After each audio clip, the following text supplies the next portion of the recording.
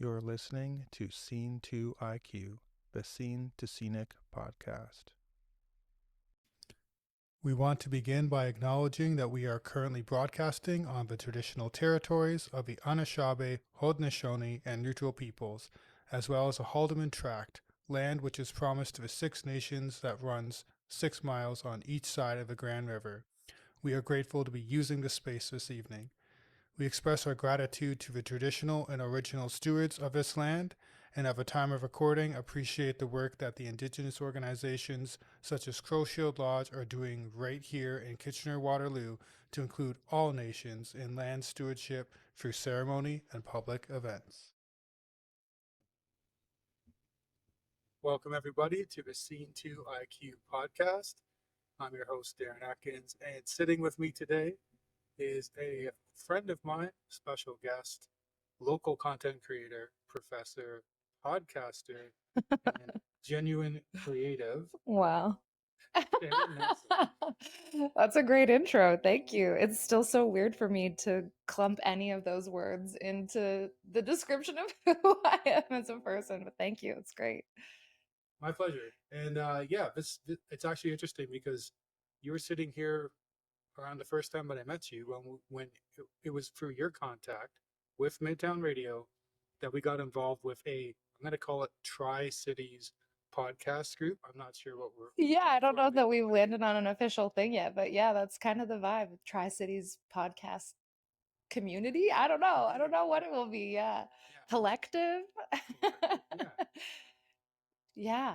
Yeah, and that was really neat because there were other people invited in the first round, but you kind of made it here kind of as the solo representative outside of Midtown Radio, which is cool because then you got to meet our crew, which is fantastic, and we're supported, so you can listen to this on Midtown Radio on demand through them. But what kind of gave you this concept of having this collective or community, and what did you see like the need, or what is the current landscape like for podcasting in the Tri-Cities? And we're talking Kitchener, Waterloo, Cambridge. Yeah, what a good question. So I really am relatively new to podcasting. I've only been producing and, the creative brains behind my podcast for about a year and a half. And I had, I don't know, maybe 6 months of preparation and research and stuff. So let's just say about 2 years of podcasting under my belt.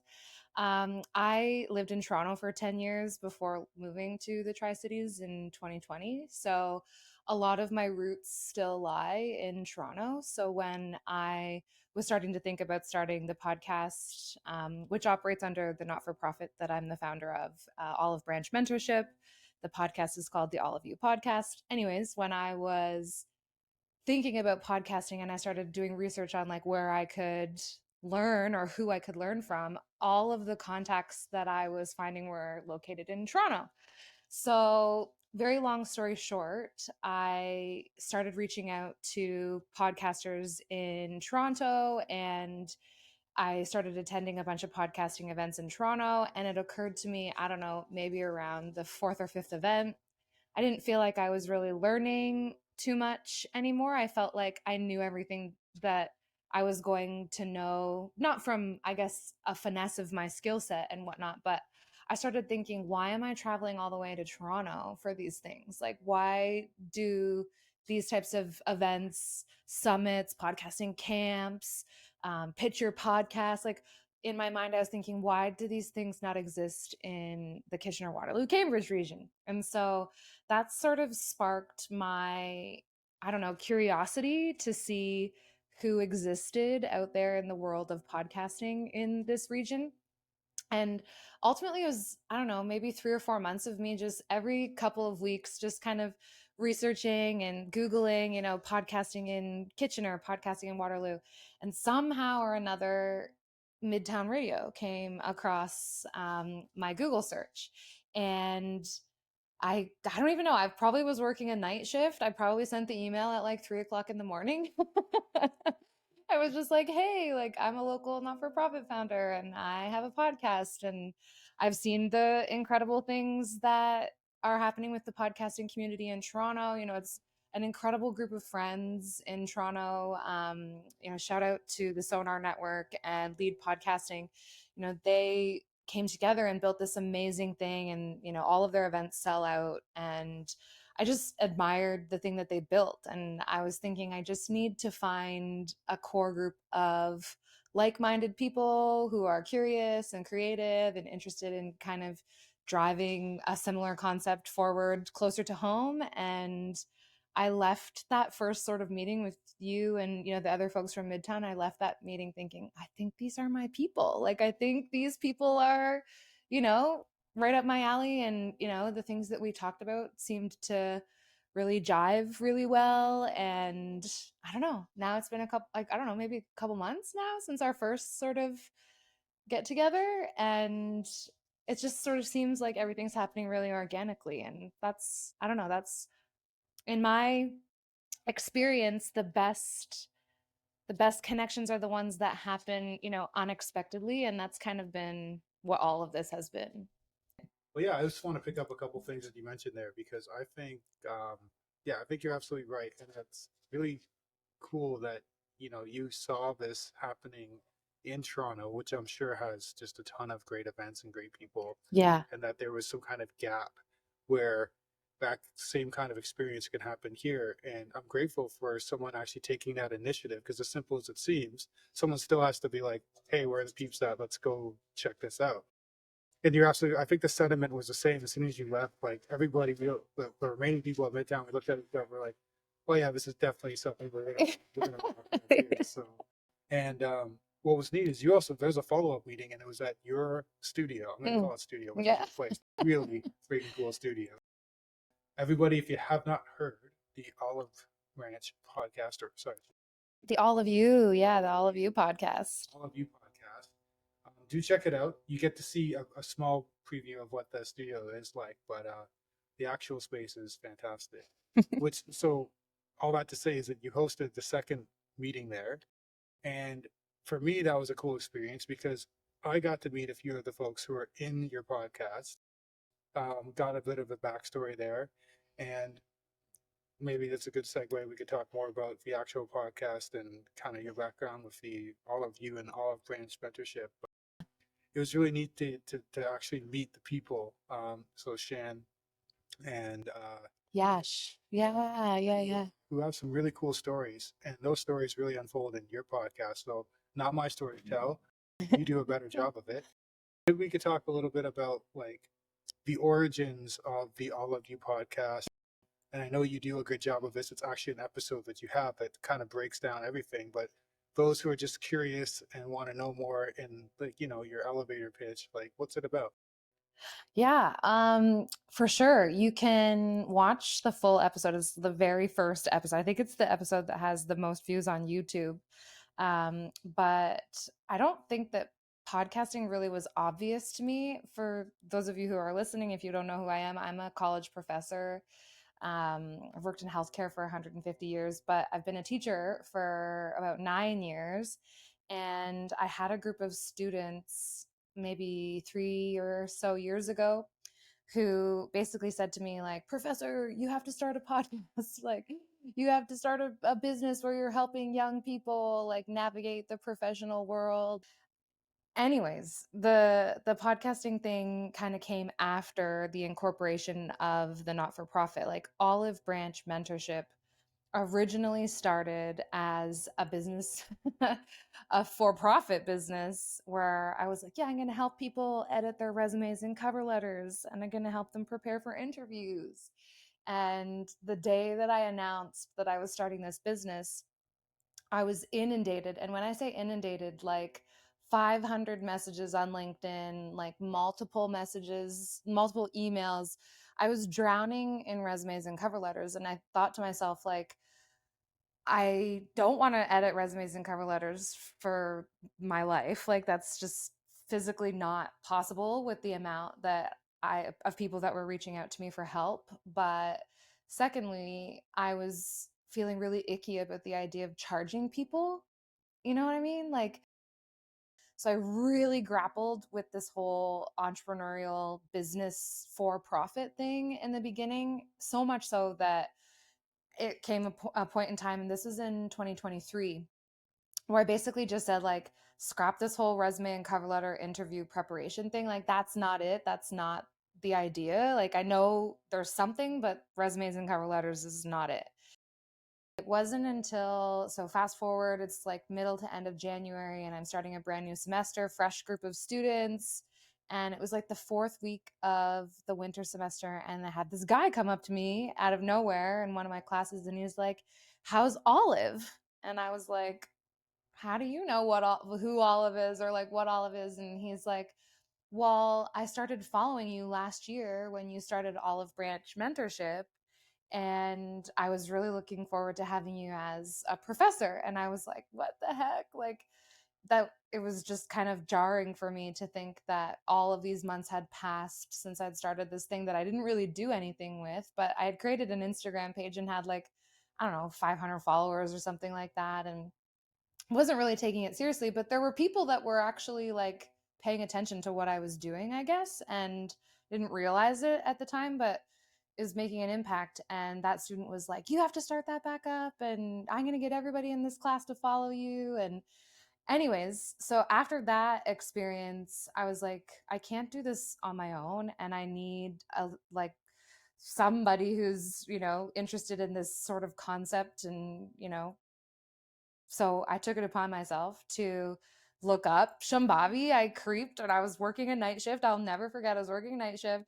I went back into, my student portal, and I found her contact information. This is probably illegal. I don't work for the college that I taught her at anymore, but so it's probably not a bad thing. But I reached out to her. I sent her an email at like 3 o'clock in the morning, and she was awake apparently. Like, she tells the story really funny, but she was awake when the email came through, and she was like, "What the heck? Like, why is professor like emailing me at 3 o'clock in the morning?"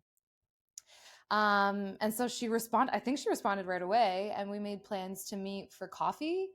And I kind of downloaded this idea that I had for this podcast, and that I thought the original concept of Olive Branch, was for me to extend the olive branch to the younger generation, to better understand the experiences that younger people are going through, but also like an exchange of wisdom and an exchange of friendship and peace and harmony. That's kind of the symbolism behind the olive branch.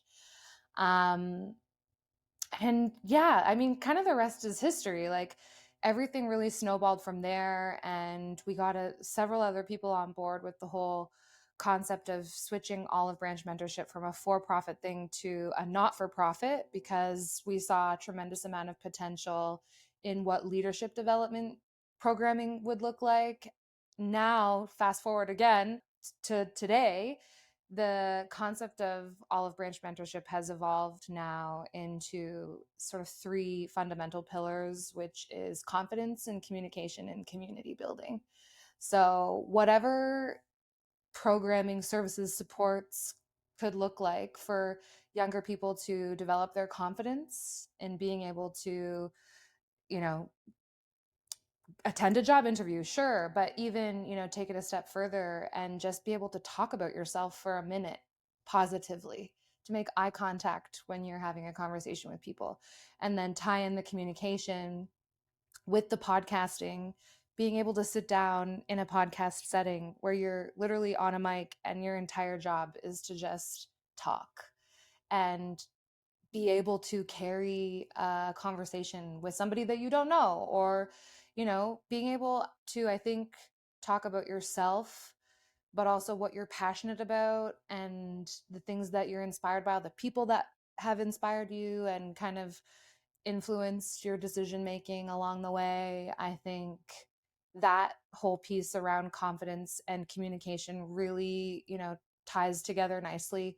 But then for me, more than anything, and obviously, leaning into the whole Tri Cities podcast collective or podcast community, whatever we're going to call it.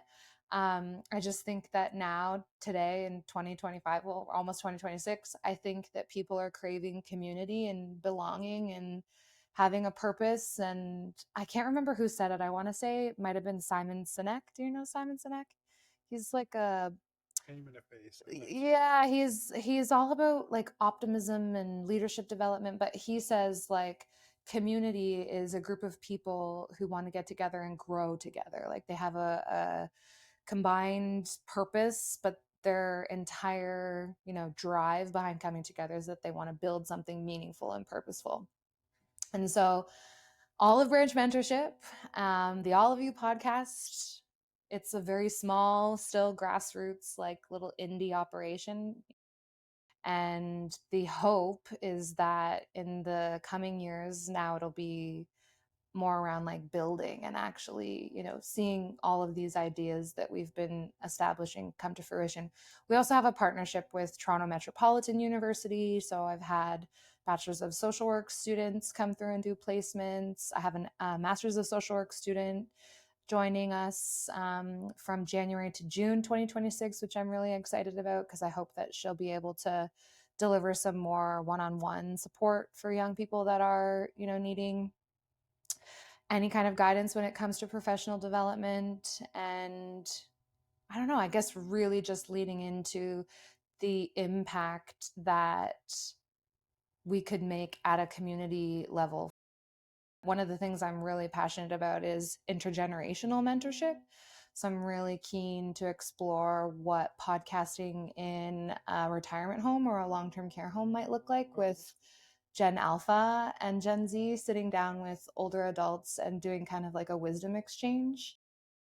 It's just a matter of like, podcasting is still, I don't know, it's very mainstream. Everybody knows what a podcast is, but in terms of like community based podcasting, I still feel like it's definitely an unbloomed market, or like an untapped thing in our region. I find like it's still very indie, I find. Like, and I think a lot of people think like, oh, you have a podcast, you're making money off your podcast. Like, no, like, no, I don't make any money off the podcast. Like, I I'm sure there are ways, but again, I'm very new to this. I'm sure, I could be approaching people for sponsorships. And I think we kind of talked about that, like the whole concept of cross pollination and promoting each other's podcasts on each other's podcasts. And, You're doing it now. I'm doing it right now. Look at me go.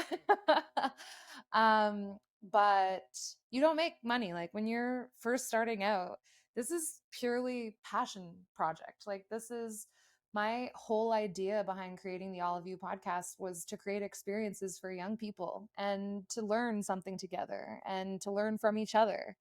And I haven't had a single person on. We have 32 episodes.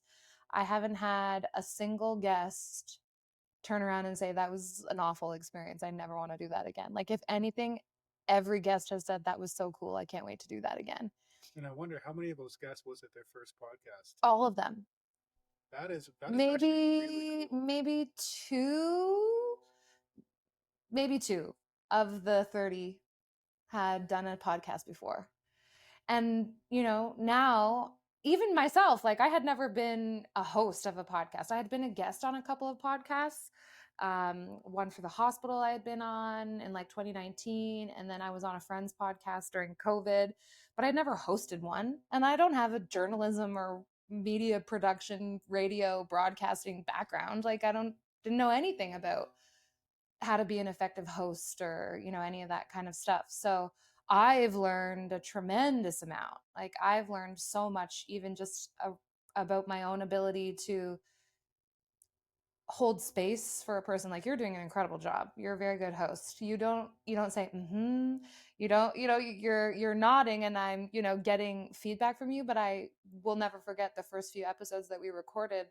We had to edit so much of my background noise because I was like mm-hmm-ing and oh yeah-ing and na because when you're having a regular conversation with somebody, you're giving them that verbal feedback. But on a podcast, the idea is, as the host, you ask a question and you're hoping that if you have a good guest that they're going to go on a 3-minute ramble and you're going to, pick up on the things of what they've just said and continue the conversation forward. And this is a skill that I think takes a lot of practice, especially if you're a yapper like me. And to be fair, me also. So we're both learning, and this is the aspect of community that you're talking about. It's kind of funny because the tables have turned slightly in the sense that also want a selfish plug or unselfish plug for Shannon, because spoiler, she does do or has at least one and hopefully more guest hosted some Midtown Radio podcast. So I was observing, listening to her be the host of the Midtown Radio podcast. I think you did a tremendous job with that, and I just took a bunch of cues from you, so I'm just basically mirroring that back now. I guess that's the whole part about community is learning from each learning through observation, and just I think you said something I think that's really important is the idea of holding space because if you feel comfortable with that person, like it's so much easier to just let that happen too. Mm-hmm. And you can't always do that because you don't always know your guests so well. So I guess we're fortunate here, but appreciate that. But also just want to say, like I learned some of that from if you're listening to your hosting on your podcast and then observing it a bit too. Yeah, thanks. I have had mental health experts on. One of my very best friends, her area of expertise is dealing with schizophrenic patients. And we sat down and did an entire episode on schizophrenia and what it's like to work in a mental health unit in a hospital. And I've had geriatric clinicians who talk about the aging process. Like, I think for me, the most incredible thing that I've taken away from podcasting is you might think that you know a person really well, but even when you sit down with them and you have this opportunity to just chat, you still are learning things constantly every time you sit down with a new person, whether you know them or you don't. Especially for me, the young people that I've been sitting down with recently, like I've sat down with as young as 7 years old, 7, 8, 9, 12, 13, 16, 17, 18 years old. Like I'm learning things from these Gen Alpha that, I just feel like my cup is overflowing every time I record a new episode because I've taken away so much from it. Like maybe I'm just so conditioned by the industrial system and like the way that things have been for the last 60, 70 years. Like I think I'm just old enough that I'm still so prescribed to the societal narrative that it's still very hard for me to even question, how society is nowadays. And I think young people are so much more equipped, or maybe it's bravery, maybe I don't know what it is, but they just have cojones. Like I don't know how else to describe it. They have the gusto to challenge things if they don't agree with it. And yeah, and that's I think been one of the most enlightening experiences for me. Like I even sat down with the 16-year-old who schooled me on frontal lobe development. And I was like, how do you know about frontal lobe development? Like, why are you thinking about brain development at 16 years old? I certainly wasn't thinking about. That's an episode I want to hear. Sure. Yeah. Like, I don't know. My career started working with the older adult population. Like geriatrics was where I originated as a clinician. And now in the last 5 years or so, I've kind of switched gears where I'm so fascinated to learn everything I possibly can from the younger generation. But somehow, in a way, I'm going to marry the two with this whole wisdom exchange of intergenerational mentorship. And I think I've said this already a couple of times about this wisdom exchange. And I think one of the things that's so important for me about gaining more of that experience with the older adults is like they're the last generation. Like the older adults, once they're gone, once they age out, that's it. Like they're the only ones who remember what the world was like before the dawn of www.theinternet.com. Like, and I just think that if we don't sit down and get these stories and capture these stories in a meaningful way where young people can have that opportunity to reflect on what the world used to be like, I don't know, there's a simplicity or a nostalgia that I'm so drawn to from, before the dawn of the digital age. Like I'm so emotionally attached to losing that and not having it captured, or not having at least given the experience for some young people to have those conversations with older adults, right? Like, I think young people think of older adults and they're like, ugh, old people, like, ugh. And that's just so not the experience that I've had in my life. I've had so many incredible patients and clients and, people that have come across my. And it hasn't been said yet, but Olive was one of them. Yeah, So actually. maybe just to cue in the audience who's listening to this about Olive. Yeah. So, I mean, the whole olive thing dates back to the year 2000. Yeah, like my very first job, my mom was an administrator in a nursing home. And the day that she could employ me, she's like, I'm getting you a job at the nursing home. And I was in high school. I was like, okay, cool. I'd never had a job before. And I ended up bonding with this 93-year-old, 92 or 93-year-old woman, and her name was Olive. And I would spend, like, I had 4 hour shifts from 3 to 7, like 3 times a week after school. And I had just, you're not supposed to have favorites, but I had a favorite. Like, she's incredible. And I would spend, half an hour with her at the end of every shift, just hanging out. She would be like puttering around her bedroom, putting on her nightie and like cleaning her dentures. And we would just be chatting about life. And, I was a young teenager, but I just found her so intriguing. And she still had all her faculties. Like, she didn't have a dementia. She just was 90 something and she needed help. And I bonded with her. And I will never forget, I came in to work one afternoon and I went to go pop my head in to her room just to say hi, and all of her stuff was gone. And I went to the front desk and I said, "Where's Olive?" And they said, "Oh, she passed away 2 days ago," or whatever. And I was devastated. Like, it was my first experience with death, period. I'd never experienced death before that. And obviously it's your first experience losing somebody at work, and you're a teenager. And I think that whole relationship and that experience and kind of how death is treated in a long-term care, nursing home setting. And I felt a sense of guilt, maybe, or like I couldn't remember what the last thing was that we talked about. I It had just become so commonplace for me to spend time with her that I wasn't really paying attention anymore. It was just like habit.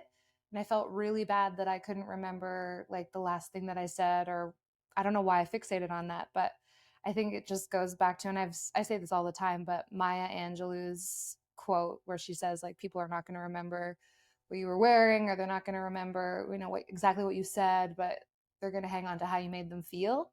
And I think that's like the epitome of the definition of what Olive meant to me, is that even though I don't remember all of our conversations, I will never forget how I felt like connecting with this woman who inspired me as a young teenager. And like, she has no idea, but fast forward 25 years and my dog's name is Olive, and I founded a not-for-profit Olive Branch, and now there's a podcast, All of You. And yeah, yeah, it's good. Wholesome. Yeah, having people who inspire you, having people that you can look up to as a role model, like, and I love that you use the word storytelling. Like, storytelling is our most powerful tool. Of all of the mammals on the planet, human beings are the only mammal that is able to express ourselves through storytelling, and like that exchange of, you know, wisdom with one. It's the most powerful tool that we have. And when you think back to even before the radio was invented, like, what did people do? They sat around and they talked to each other. In the 70s, the architecture was conversation pits, like literal conversation pits built into the design of your home. It was like a, velvet green, couch in the center of and it was circular shaped. And the idea was you sit around and you talk to each other. And like, now, when we sit down together, I make a point of putting my phone on airplane mode, or like not taking my phone out at all, because I want to sit down and I want to talk to you. Like, I'm so sick of connecting with people. And in fact, I'm horrible with texting because I resent it so much. Like, I am terrified of my DMs. I hate how overwhelming it gets when you have like however many umpteen, notifications that you can't get to. And like you said, you already brought it up, and I agree with you about the conversation piece, because it's like freeway communication, because you're also getting nonverbal, you're getting all those other cues. Yeah, Body language is a big one, right? So exactly. through a text, you have no idea what it, like, you can interpret it in a different way, but Yeah. I agree. Like, it is an art and it is a skill, and it is something that I agree we need to embrace as a community more, Yeah. the art of a conversation. And the art of this is something I'm learning too. The art of listening, Yeah. actually. 90% of our communication is nonverbal. Only 10 only 10% of our ability to effectively communicate is the words that come out of our mouth. The other 90% are those subtle, like micro facial expressions and the tone of your voice. Like 90% is nonverbal. So everything that we're doing on the mic right now, it's impactful because of what you're hearing, but I think that experience, it translates through when you record a podcast live with someone than when you record a podcast virtually.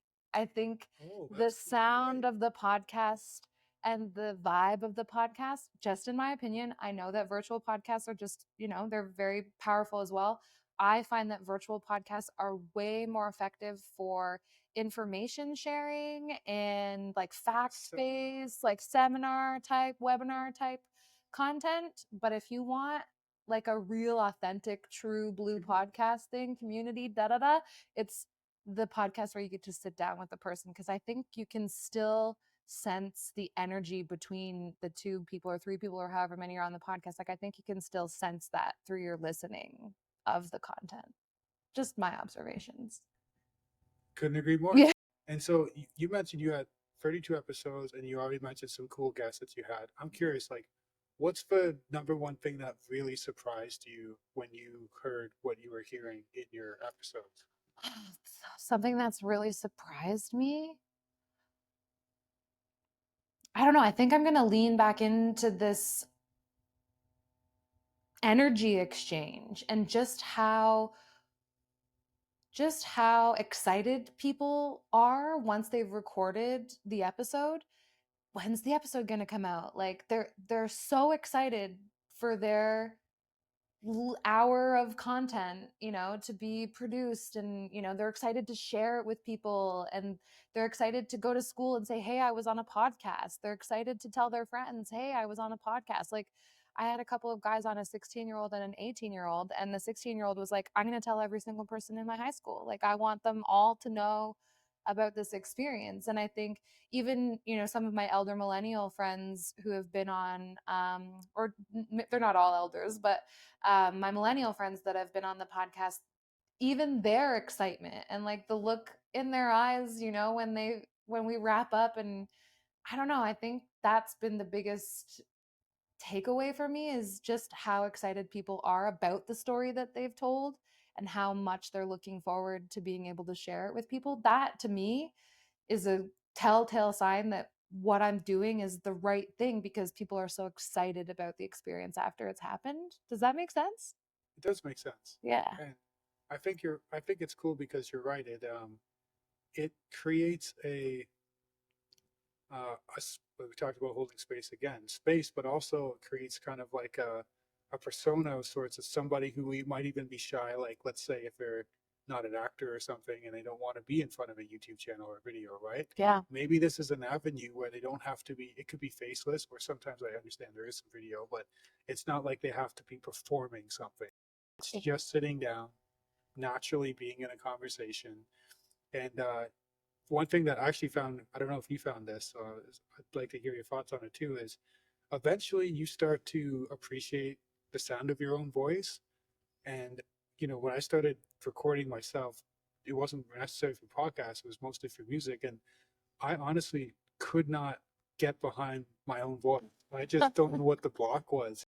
But you're right. If it's in a podcast, because of the communication and the energy, really Mhm. good word, I'm always excited to hear, even myself, but other people, what they have to say again after the edit and being able to access it. So, Yeah.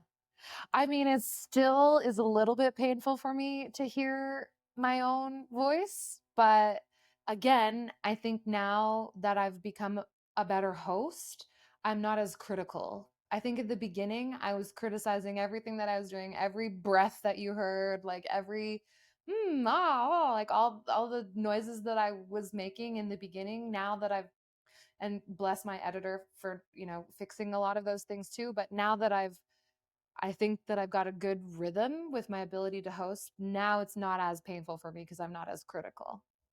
so actually, you mentioned some cool things. I was going to ask you almost to do that for yourself, like when you talked about the challenges and barriers that you experienced, maybe getting this off the ground with a not for profit, or maybe getting set up in your studio, or finding people to talk to? Like, what have you found has been like the number one thing that you had to overcome just working on your, I'll say specifically for the Olive Branch mentorship?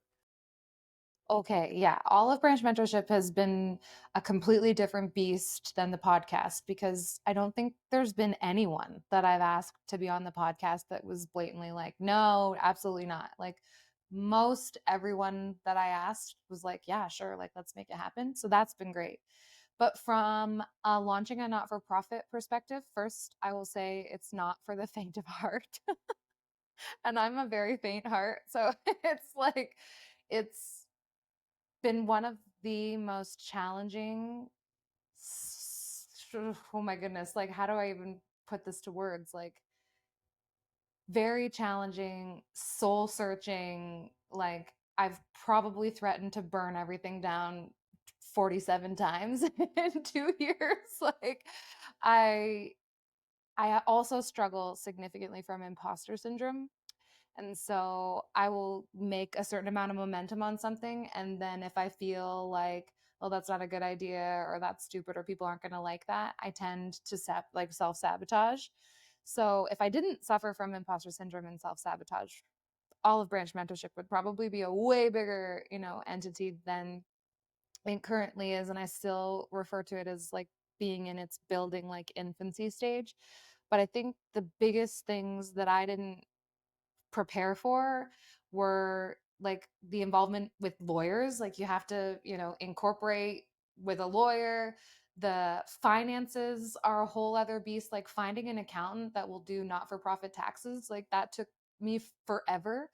You don't realize, and I guess this goes back to the story about that guy that like stopped me in class and was like, how's Olive? Like, you don't realize the net that you're casting, and when you think that what you're doing is insignificant or small, I think it's become very apparent to me, like just how quickly people will latch on to what you're doing if they see it as something good and meaningful and true. And uh, you know I've never gone into this thinking that I was going to become a millionaire. And I even switched from a for profit model to a not for profit model because it was never about the money for me. It was being able to bring people together and create experiences and influence positively and just make a mark on people's lives, I think. And so I still have a long way to go. I don't even like calling myself the CEO. Like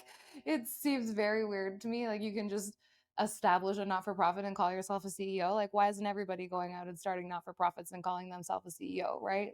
But it takes a certain amount of grit and a certain amount of resilience, I think. And What kept you going then? I mean, you got that great comment from one of your students. Outside of that, like when those times were tough, when you were having those imposter syndrome moments, what was the thing that just like, yeah, I'm gonna keep going? I don't want to let people down. I think I've had so many people who've extended the olive branch to me or who have come into my life and who have been a part of Olive Branch.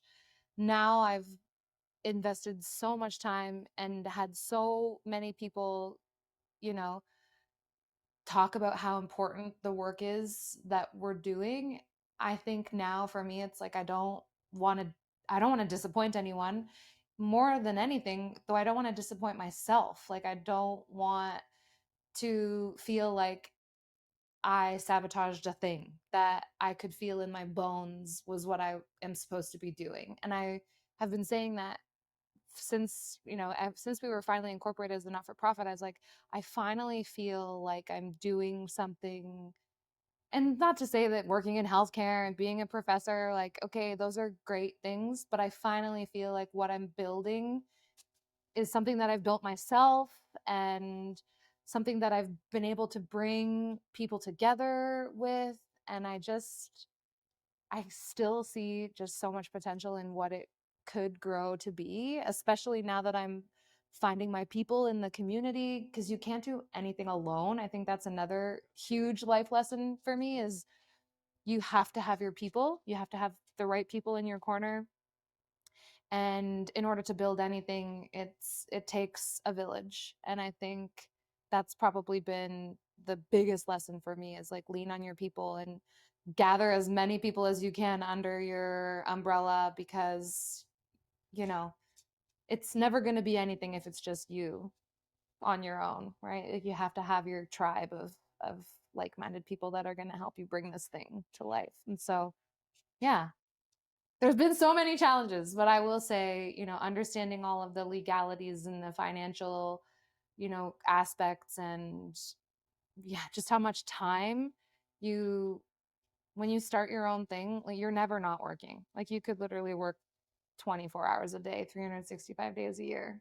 If you wanted to, you could.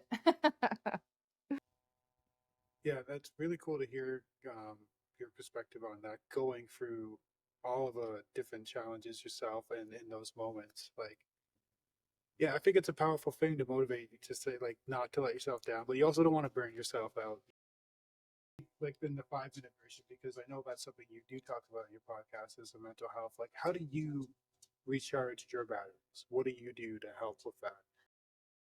I am my own worst enemy, I think. I've actually gotten much better at it over the last year. Like I was notorious for working, 100-hour weeks and stretching myself beyond, what's healthy. And I hit a breaking point. I actually lost my mom in December of 2023. She passed away from a 7-year battle with cancer. And it was after, and I had, thank you. I also lost my dad to Lou Gehrig's disease in 2017. So, losing both of my parents, and I think I started to drown myself in work. It was my way of coping, I think. And I guess I just convinced myself, like, work the most amount humanly possible, make the most amount of money humanly possible in my field, and then you'll be happy. Like, and then once you make a certain amount of money, or once you have that specific job title, then you're going to be fulfilled. And I made that amount of money and I got that certain job title and I wasn't fulfilled. In fact, I was probably the most unhappy I had ever been, because I wasn't being driven by something that I felt was rewarding and purposeful. I was being driven by the wrong thing. I was being driven by a paycheck and by a job title, not by the level of satisfaction and reward and what it is that I was doing.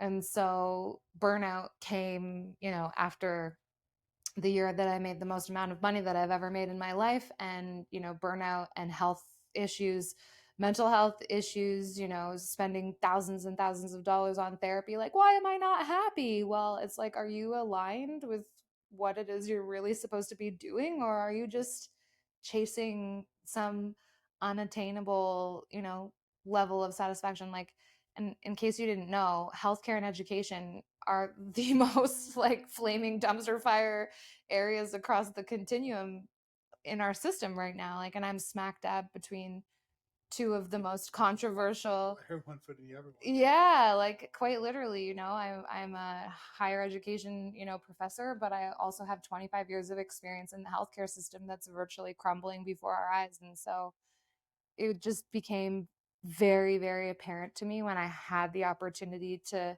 start something and build Olive Branch, that it's it's nowhere near, being something that I can do full time, but I find more reward doing things today that I'm not getting paid for, things that are, creative, and things that are, contributing to this greater thing that I'm building. Like, I'm not getting paid for any of this, but I'm more happy today knowing that I'm building this thing and, making an impact on people's lives than I ever was working 100-hour weeks, I think it's such an important message too, because there still seems to be in the social media field this attraction to money as a way to be happy, and I'm grateful to hear that perspective, and hopefully if people listening too kind of understand it too. But yeah, I like your lived experience and some of my own experience too will just attest to the fact that money is not going to make you happy alone. No. You have to be, like you said, aligned to what your creative passion doesn't even have to be creative. Whatever your passion and purpose is, Yeah. What your why is. Like, what is your why? Why are you doing what it is you're doing? And is it for some intrinsic thing, or are you chasing extrinsic motivators? And are you chasing those extrinsic things because of what you want people to think about you, or like the reputation you think you'll have, or the lifestyle that you'll think you'll have? But like I can tell you, you know, making six figures doesn't make you any happier. It really doesn't at the end of the day. I can say that with confidence. and I believe it, not just because you said it, but because of the way that you like the energy behind it, for sure. Yeah. So now that you're doing something that you love to do, which is great, and you're finding your happiness, which is awesome, and you're part of this community and building this community. And thank you for starting, in a large part, the community in the Tri Cities. Grateful for that and looking forward to seeing how it continues to be built. Yeah. What do you think is next in this community and family? What would you love to see in the Tri Cities to really get this off the ground, whether it's podcasting or something else? That's a great question. And I think that's really where I'm hoping to, see that collaboration and cross-pollination with Midtown. There's a couple of other, smaller podcasting, multimedia or creative media production studios across the Tri-Cities. I think that again, we're still all kind of doing our own thing, and we're very siloed, and a lot of people are still like trying to build their thing. And so I've been, kind of collecting people along the way. And I feel like 2026, in my dream, like my dream would be that in 2026, we host some type of a podcasting incubator or like a podcasting summit day where we have, panel presentations, and it's an opportunity for networking and just for creatives who are either curious about the podcasting, what does it even take to start a podcast? I know I was really ignorant going into it thinking, yeah, what the hell? I'll just start a podcast. It can't be that hard.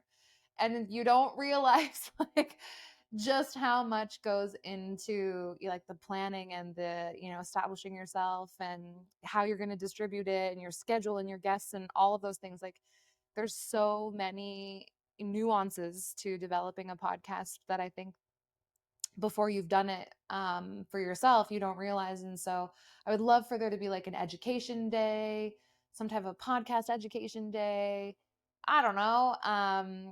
And I think too, I'm very, very keen and interested in partnering with schools to integrate podcasting. And I know some schools are doing this already where podcasting is being built into the curriculum. So I'm really interested in going out to schools in the Tri Cities and just doing podcasting 101 sort of education.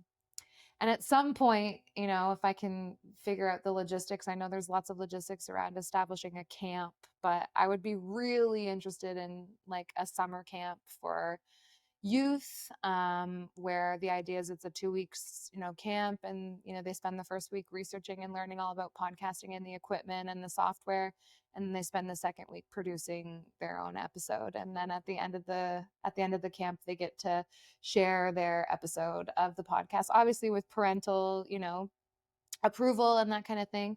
But I'm very, very keen to sit down with as many people as I possibly can to encourage also the concept of developing your personal brand and like what having a personal brand means in 2026, and the power that our storytelling and our ability to, put ourselves out there in a different way. I think those are the things that I'm really interested in: podcasting, education, storytelling, communication, and community building. That sounds great. Yeah, and I'm excited, and hopefully, Midtown or anybody else can partner with you to get those things going because, yeah, I would love to see it. And for anybody who is, I guess, just way to wrap this up too, but anybody you mentioned is true. Like getting into a podcast it seems maybe it's easier than like a YouTube video, TikTok, whatever. But there are some logistics and planning and stuff. But for anybody who's interested in doing that, you know, I would say first for myself and for anybody listening, just go ahead and start anyway. You will figure it out. But what other advice would you give to somebody who's like, hey, you know what? I'm interested in this. This sounds really cool. Yeah. I want to tell my story. I want to tell other people's stories. What would you say Okay, to that? that's a great question. The biggest piece of advice that I would say, well, I'm going to lean into yours, is just start, just do it. But more than anything, what you want to do is make sure that you have at least 5 episodes recorded and edited and produced before you launch your podcast. The reason why I say this is because the statistics show that most podcasts fail after 3 episodes. Three. And in order to be considered in the top 10% of podcasts globally, you have to have more than 21 episodes. That's it, 21 episodes. So, the biggest thing that we did right, I would say, is when we launched season 1, we already had 5 or 6 episodes in the vault. So, we could start launching. And another big thing with social media, and this is any social media, but podcasting is lumped into this, is consistency. And your audience wants to know every Tuesday at 6 p.m., we have a new episode. Tune in next week, da da da. Like, they want to know if they're going to be a true, listener. You want to make sure that every week you're showing up and that they know that on Tuesdays at 6, that's when your episode is going to air. So that's why I say, like, have at least a handful of episodes, 3 to 5 episodes already in the bank, so that while you're spending that next month every week, launching your new episode, you're already now recording for the next episodes that are coming down the line. Because you don't want to be scrambling 3 days before Tuesday. Oh crap, like I don't have a guest, or my guest had to reschedule, and now you have to go on social media and tell everybody, oh, we don't have an episode this week because whatever, right?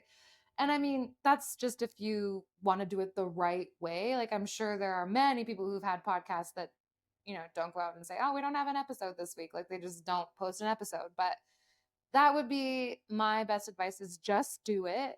Record 3 to 5 episodes before you launch.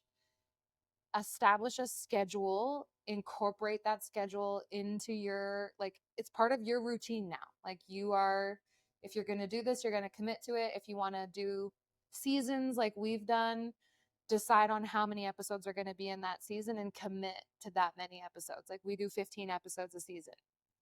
So if that's what, yeah, so like if that's what you're going to do. And you also have to decide, like, are you going to do a solo pod where you just sit down on the mic for an hour and it's just you talking exclusively, or are you going to do a podcast where you have guests? Because those are two very different dynamics. And another thing that I've learned is that not everybody can sit down for an hour and just talk on the mic without, any kind of, reaction for an audience or whatever. Like, that's a skill to be able to talk for 45 minutes or an hour about whatever you're talking about. So, and then I would say the only other thing is, like, decide if you're going to do audio and video. I'll tell you, if I could do things all over again, I probably would have just done the audio route and I would have ditched video, because video adds a layer of complexity that it's just a lot. And unless you have an editor that's a wizard,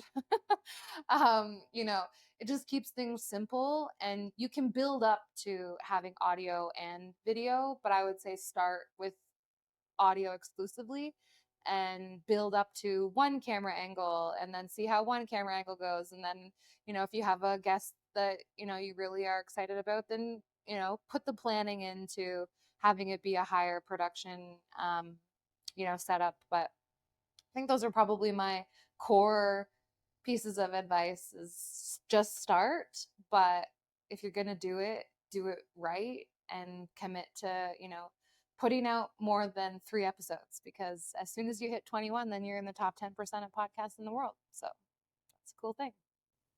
Thanks very much for sharing that. And that's, yeah, I'm taking notes on some of those. Shannon, it's been a real pleasure. Yeah. Loved hearing your passion about all the different aspects of your not-for-profit and of the community projects that you're involved with. bringing your professional life, whether it's being for the professor or like being able to take some of the lessons learned from your students and having them now sit on your podcast. Um, really appreciate you sharing that wisdom. I think in that way you're kind of embracing the spirit of Olive. So Yeah. Oh gosh, Olive, thank you. It made me cry. Yeah. I appreciate it. Thank you for this. I was saying earlier on my stories on Instagram, I was like, I don't even remember the last time I've been a guest on a podcast. I've been hosting so much over the last year that actually being a guest, it's nice. you made a great guess. Thank you. Looking forward to hearing more from you and from your podcast. And Yeah. if anybody has not yet heard, again, please do go check out the All of You podcast, available on All the platforms. Yeah. All of yeah. you. And Shannon is on Instagram, I believe. I'm on my I don't know if this is still very weird for me. My main platform is LinkedIn. That's where I guess I have the most following. That's just Shannon. My last name is a weird spelling, Knelsen. And then on all other social platforms, I'm actually Shannon Christmas. My middle name is Christmas in French. So Shannon Noel. Yeah. So you can find me on Cool. Yeah, you can find me on Instagram and YouTube and all of those places, Shannon Christmas. But yeah, LinkedIn. And then, of course, the All of You podcast is on YouTube and Spotify and Apple and our website, olivebranchmentor.com. Fantastic. Thank you very much. Have a great night. And everybody listening, be well and take care. Cheers.